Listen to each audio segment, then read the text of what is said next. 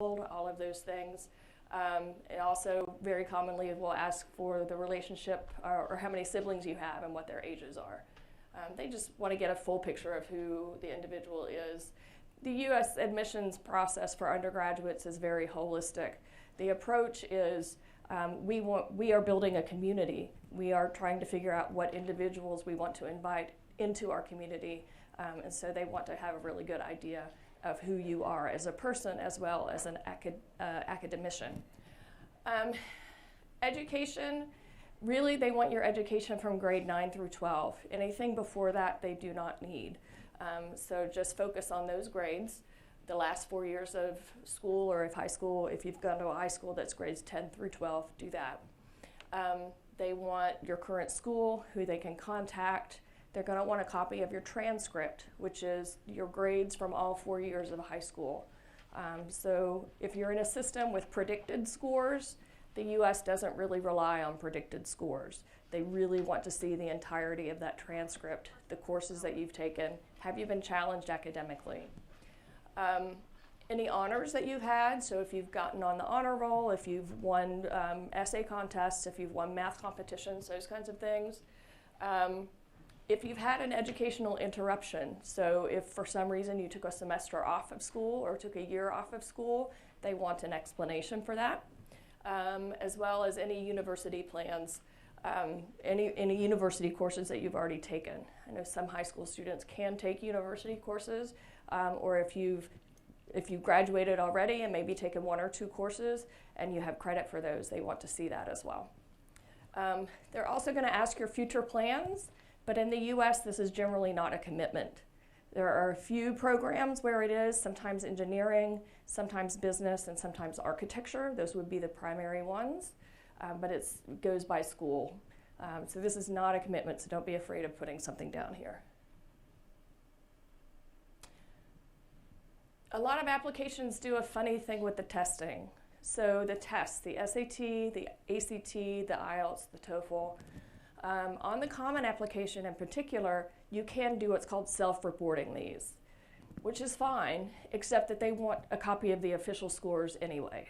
So it's okay for you to send them here, but you're still going to have to go onto the College Board website or the IELTS website and pay to have them sent.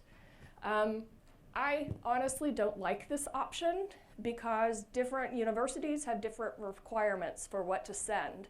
So there are lots of schools out there now that are what are called test optional that do not require an SAT or an ACT. So if you put this in there and it's optional for them, it's going to go, right? So even if you didn't want to, my policy with my students is don't put this in there, just send the official scores because you know where you want them to go. If you've taken leaving exams, do enter those here. So if a leaving exam was a requirement of your graduation from high school or from middle school, go ahead and put those results in. This fairtest.org is a list of the universities that do not require SATs or ACTs. So I just put that in there, and if you guys give me your address or your email address, I'll be happy to send this to you at the end of the night with the links. So fairtest.org. There are also universities that are now what is called test flexible. So there's test optional and there's test flexible. And test flexible means they want to see something, but it doesn't have to be an ACT. So it might be an SAT or ACT. It might be 3 SAT subject tests. It might be your IB exam results or predicted scores. It might be, if you're in an A-level program, your predicted scores for that. So you have some flexibility in what you send. But generally, I just send the official scores from the official websites. For undergraduate in particular, they do want to know what you've been doing outside of class.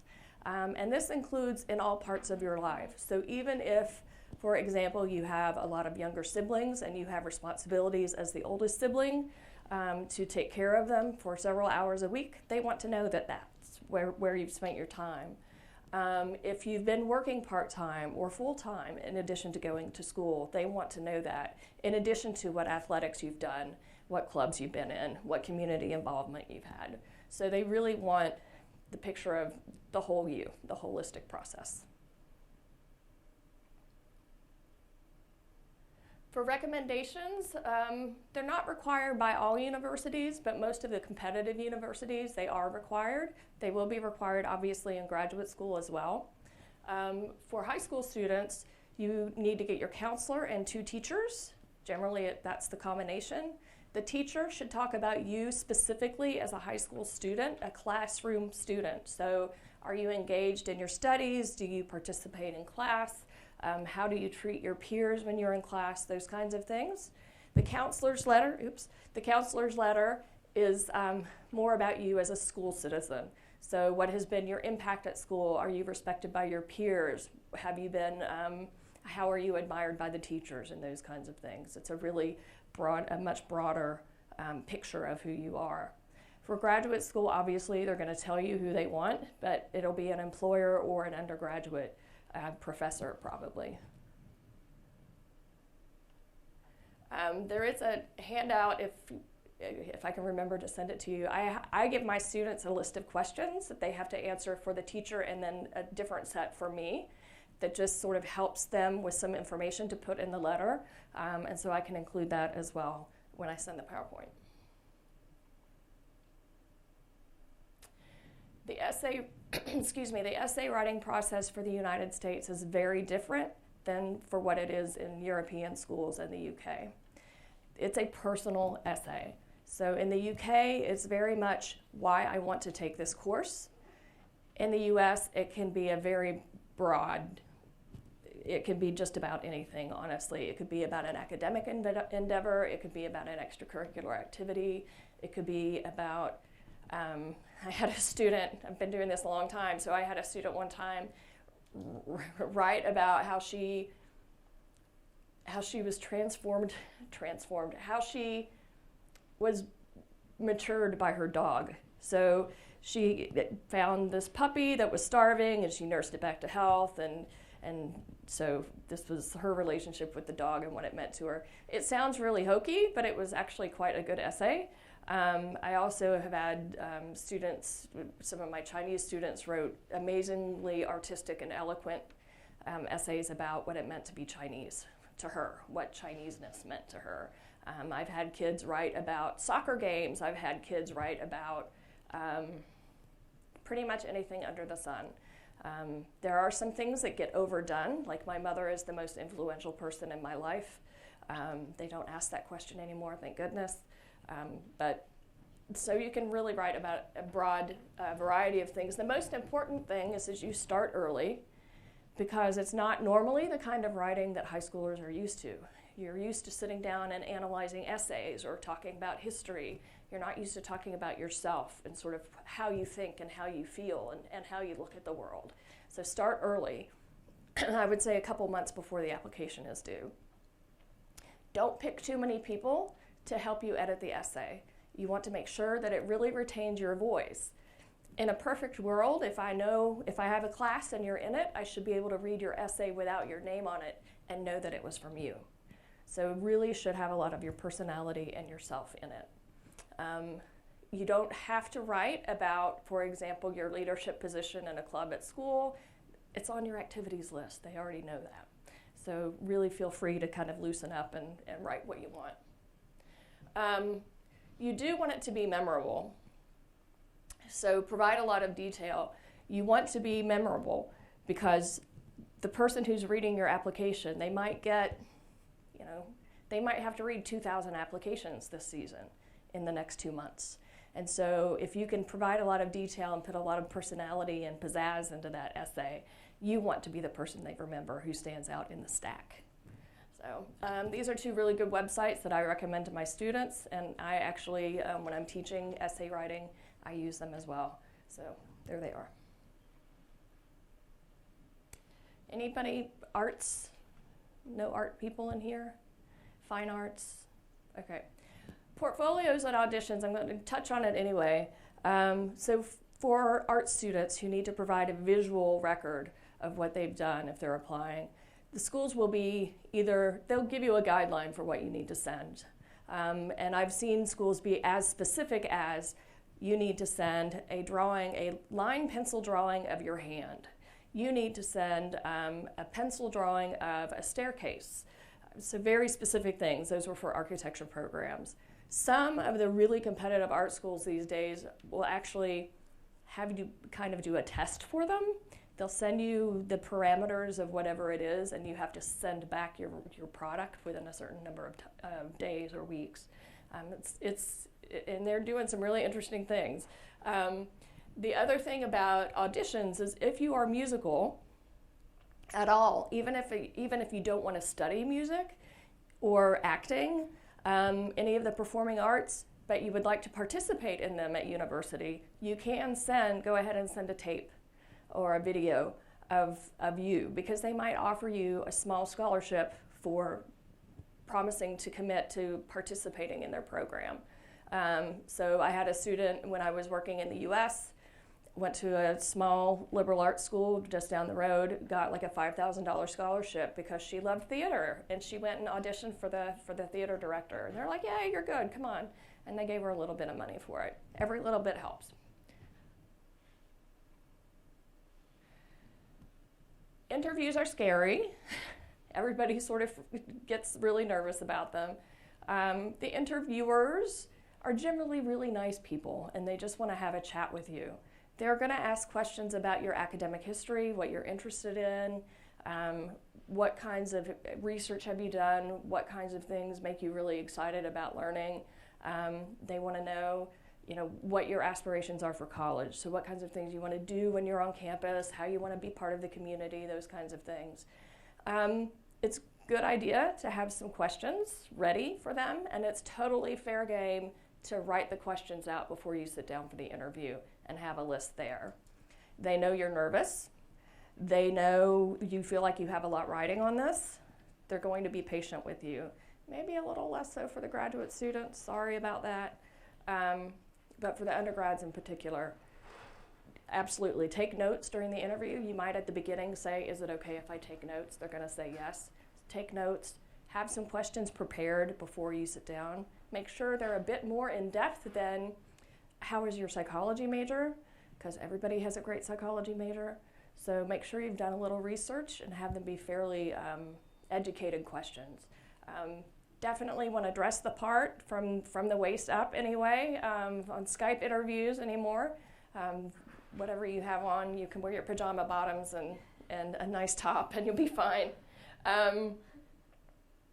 So yeah, the interviews are any format as well. The international admissions people are pretty well versed in all the different platforms, and so whatever's going to work for both of you is fine.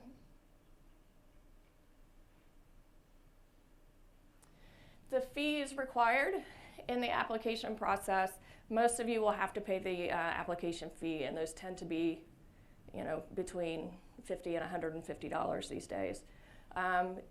If you use the Common App, they will send you to a special portal that they have set up it's sort of like PayPal for college applications, but they'll send you there. You will need to provide some financial documentation, particularly if you're applying for any kind of financial aid. So the CSS profile is a College Board product, and a lot of the colleges on the selective university list will require that for graduate school as well. If you have a dual residency in the US, you'll need to fill out what's called the free application for federal student aid. I did not include that on here, but if you do have that dual citizenship, you need to fill that out, because a lot of universities won't even consider giving money to a citizen without also seeing that FAFSA first. Even for merit aid, for money that you earn somehow, they won't give it to you. But that's just for kids with citizenship. You usually also have to submit several other documents, a bank note that shows that you have enough money in the bank to pay for the first year of university. That's commonly required. Sometimes it's not required until after you're admitted and you've made your decision, but some of the universities are going to require it. Just really double check all the requirements for that international student application and make sure you hit the deadlines. So again, I'll send you these. The sample documents, those are on a university website. They just happen to have this great page for international students. So it's going to give you examples of all different kinds of documents you need. And then those others, that's fine. So application tips, start earlier than you think you need to. You've never filled out forms like this before, especially for the high school kids. You've never filled out forms like this before. You're not gonna know what to do. Start early and don't wait till the last minute. Do the entire application yourself. Honesty is a huge issue on the application. The last thing you will read before you sign your application is a pledge that this is all your very own original work. And so make sure that you're doing it yourself. Not as big a problem in Ukraine as it is in some other markets. Don't repeat information. So if you have, already talked about in one spot, your activities, unless you can add something substantial to that in an essay, don't write your essay about it. There are probably more interesting things you could write your essay on. A lot of schools have a primary essay and then secondary essays. Make sure they're not overlapping. That can get a little muddy if you have like 10 applications going, and so you have your one primary essay and maybe 12 secondary essays to write. Just make sure you're not overlapping at all. Please be honest about your needs for financial aid. Don't try to game the system. This is something that happens everywhere. I have students who say, but if we don't have documentation for this property, so if we put this in this way, it's going to look better.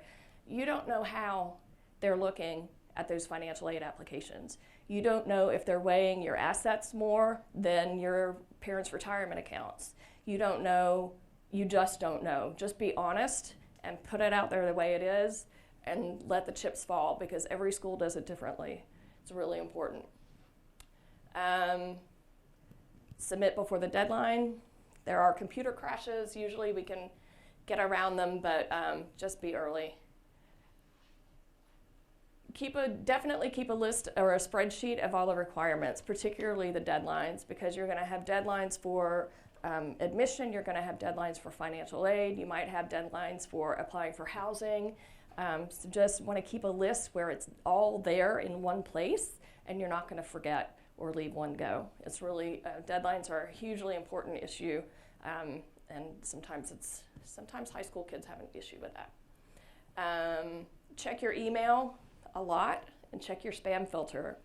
You should get an email from the university immediately after you send your application, at least within 24 hours. And they should tell you what your student number is and give you a link to the application portal. And that portal is going to tell you, we have your transcript, we have your letters of recommendation, we have your fee, we have this, but we're missing this one piece. And you're not going to know that unless you're checking your email and checking your portal. So you must do this every week after you've sent the application. Sometimes also they will give you information like, oh, you might qualify for this scholarship. So if you're not checking the portal, you're not finding out about the scholarship. So it's really important. I can't emphasize that enough. They will also tell you if you got in via the portal. I've had students come to me, Ms. King, I've never heard from this school. I'm like, well, I called the school, and they said, well, we put it on his portal 6 weeks ago that he was admitted. And you're like, okay. So check the portals. I was told that I have to talk about financial aid a little bit. This is not my strongest suit, but I will give it a shot. Forewarned is wise or something, I forget the saying, but do your homework when you select your universities. What I end up hearing from students is, I want to go to NYU, I want to go to Georgetown, and they come up with this list of schools, and then they say, I need financial aid. Well, NYU is notorious for giving out horrible financial aid packages. So if you don't want to pay $65,000 a year to go to NYU or can't, then NYU probably shouldn't be on your list. You need to be really open-minded and flexible. A lot of times you can go ahead and talk with the financial aid advisors about what your financial situation is and get an idea of how much aid you might qualify for at that school before you even apply. So they are there to help you through this process. Financial aid and admissions, pick up the phone. If you have questions, get on Skype, send an email, contact them. That's their job. That's what they do. Don't be afraid to reach out. Also, if you reach out and the admissions people know you're interested and they kind of like, oh, by the time they read your application, they've already had a couple conversations with you and they know you're a nice kid, that's all in your favor. It's very good. Your most generous colleges might be the ones you've never heard of, and that's okay. There are 2,200 four-year colleges and universities in the United States. You have not heard of most of them, and most of them do a pretty good job of educating students. Have an open mind as you go into this. If you want the name, brand, whatever, do it in graduate school. But if you want your foot in the door somewhere and you want a U.S., if your goal is a U.S. bachelor's degree, have an open mind to where you're willing to go. That includes location. Whatever you do, don't miss the deadlines. Kind of goes without saying, you can tell I work in a high school. Yes, it's all the information that you need is on the international undergraduate admission site. So some students look at something like the Common Application or the other new one that's out now, the Universal Application, or the Coalition Application, and they go, oh, that's all I need. But you really, really have to go to the source. You have to go to that individual college website and look up the information that you need, because there are going to be things on there that aren't going to be on the Common App. Links to good information for international students. So again, those will be when I send you the PowerPoint. Good resources for you. Weird things that you'll see on the application. There will be a block for a fee waiver.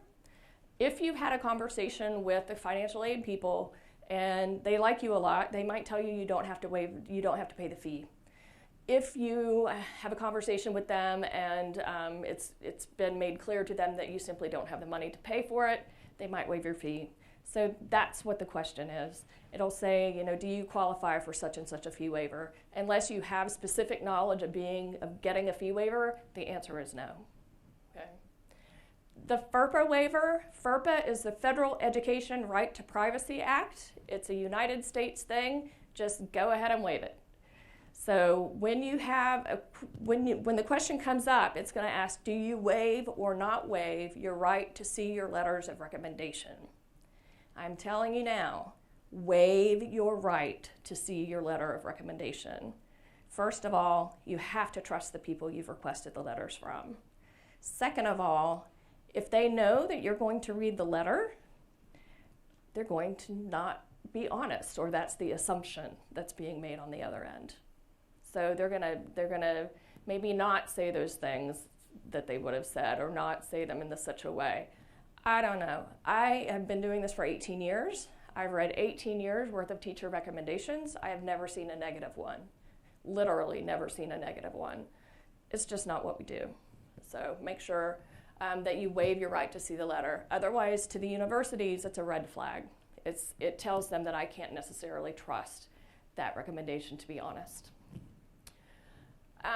It will ask your disciplinary history. So have you been suspended or expelled for any kind of academic dishonesty or behavioral issue in school? And have you ever been found guilty of any type of crime?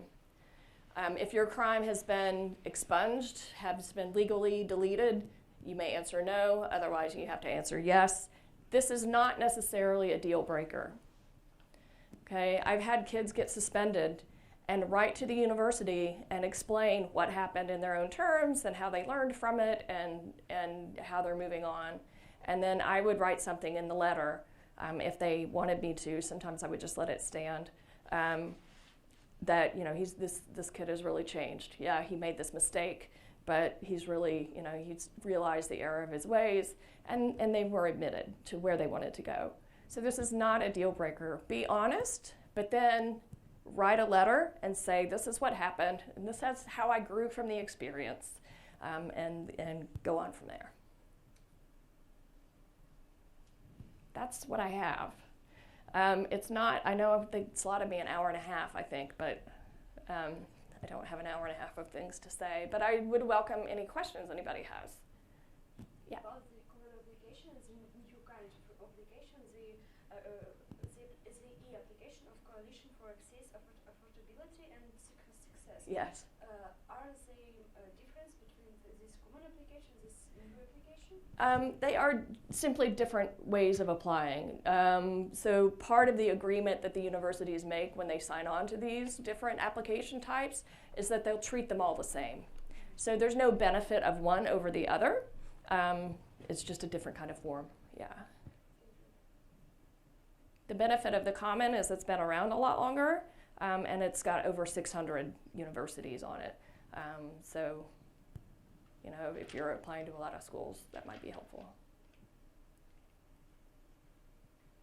What about extracurricular activities? Where have I listed? So there will be a section that probably just says activities, and you'll list them there.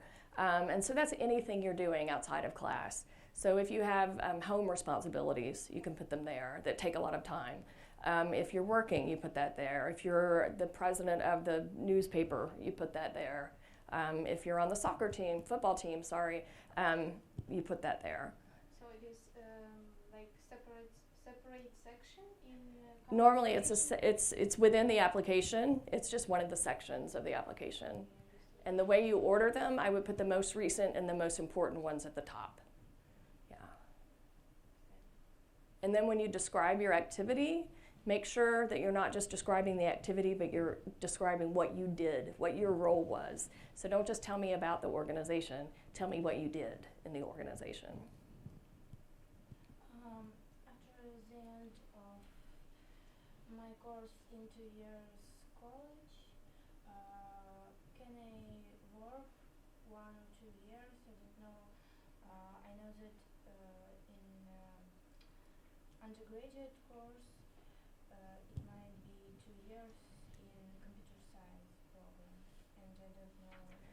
So with your visa, you get a year, if you're doing a 4-year program, you get a year of work within the study. So you would get like a year of professional placement. So, and then 1 year as well after. Mm-hmm. So right now it's 1 year and 1 year.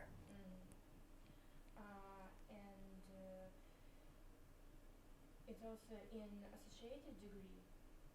In a Such technique is. in a graduate degree? No, in associated degree. Like community college. Oh, yes. I don't know the exact time periods, but yes, that's involved as well. And normally international students can work on campus, maybe not off campus, but those can be actually pretty good jobs. If you're in computer science, you might be working in the computer lab, and because that's a technical skill, you get paid a little bit better than minimum wage, you know. Yes. Could you describe how students could work on campus? Well, you would go probably to the international coordinator and get the details of what you are allowed to do and not. And then normally the campus has a campus employment office, like a student employment office, and you would go there and fill out an application and look for specific jobs that you might be interested in. Yeah. And when you work on campus, you're not allowed to work more than 20 hours a week. So this would be, just pocket money.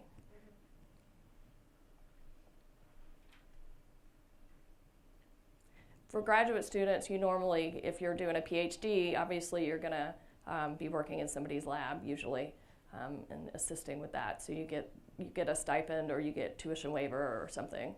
And if you're teaching assistantship, yeah. And maybe teaching responsibilities and things like that. All very glamorous.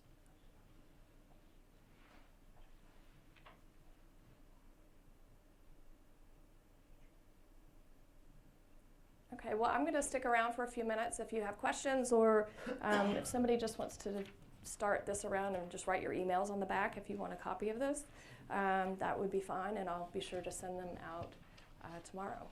Okay, thank you very much for coming. Thank you very much for your presentation and all your insights.